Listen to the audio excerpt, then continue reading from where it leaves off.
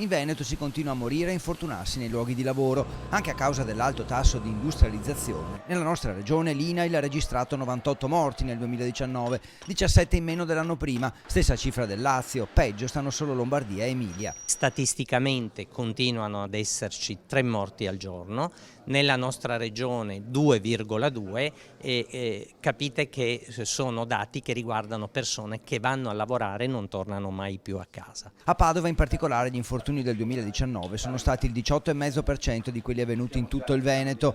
Altro tema legato alla prevenzione, i controlli dello Spisa nelle aziende. 1300 quelle controllate l'anno scorso in Veneto, troppo poche secondo i sindacati. Sono stati assunti 30 ispettori, ma molti sono andati in pensione. Secondo la CGIL, con le risorse attuali, il pericolo è che un'azienda riceva un'ispezione ogni 20 anni e ispezione significa prevenzione. Intanto si è appena concluso un corso di formazione per i lavoratori impegnati nella prevenzione degli infortuni nelle loro aziende.